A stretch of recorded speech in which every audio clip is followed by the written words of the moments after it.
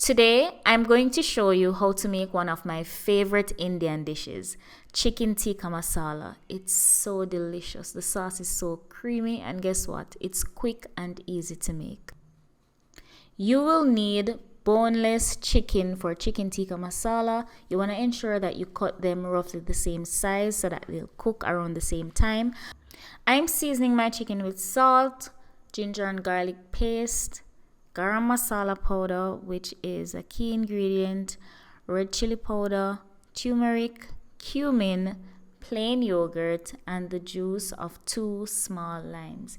If you have lemon, then you can just use like half a lemon or a whole lemon, but you want to ensure that you add some form of acidity to this dish because that is going to just kick up the flavor, and you really don't want to miss any of these ingredients right here. All of them are key ingredients. Once all the seasonings are added to the chicken, you want to mix well and set aside to marinate for at least 15 minutes. Save some of the seasoning for the sauce later. Once the chicken is finished marinating, it's time to start the cooking process. So what we're going to do is to just sear the chicken in some hot oil until it has a nice brown color on each side. Do not overcrowd the pot and do not cover the pot. You want to leave the pot uncovered for this process because we don't want the chicken to release the juices. This should be done within 6 to 7 minutes, and at this point the chicken is going to be very tender. You want to ensure that you're not overcooking the chicken because it's going to finish cooking in the sauce. Just pay attention to the outside, and you want to ensure that it just has a nice brown color. As soon as you achieve that, you're going to remove the chicken and set it aside. Next up, we're going to work on the sauce. Have you ever tried Indian food? Let me know in the comment section, and if you did, let me know what you thought of it. Let's start working on the sauce.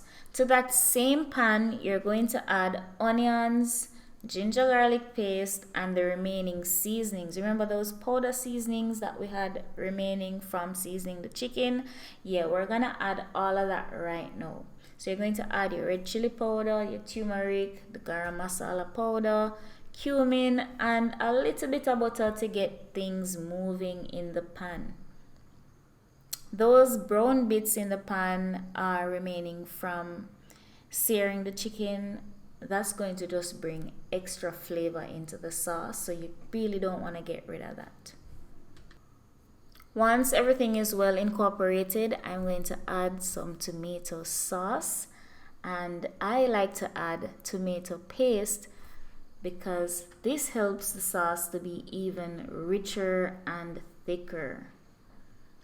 What you're gonna do is to just ensure that you incorporate that tomato paste well into the sauce, and then at this point you can add a little bit of water, put the stove on low, and allow this to simmer for about 2 to 3 minutes. To give the sauce that velvety feel, I like to add some butter at this point, and I'm just going to incorporate it well into the sauce, ensure that it gets everywhere, and then I'm going to top that off with some cream. This is going to give the sauce more body. It's also going to make the sauce so creamy and delicious, guys. You don't want to skip this again. Trust me, you don't want to skip anything. After simmering for about 2 to 3 more minutes, we're going to add the sauce to a blender to make the sauce even more smoother, to get out all those onion bits, and this is just going to make the sauce so luscious, so divine. Now we're going to add it back to the pan, and you can rinse out that blender with a little bit of water and add the remaining sauce, guys. We're not wasting anything, but we're going to add back that sauce to the pan, add some more butter because why not? The butter is just going to make it so much better, guys. Trust me, it's so good. Now it's at this point you want to add the chicken back to the sauce. The chicken is super tender. It's so and we're gonna get that sauce everywhere. We're just gonna coat the chicken in that sauce. Now this is where you can taste and add more salt if you want. I didn't need to add the salt because the chicken is already seasoned, and all of that flavor is just being incorporated back into the sauce, so it was so perfect.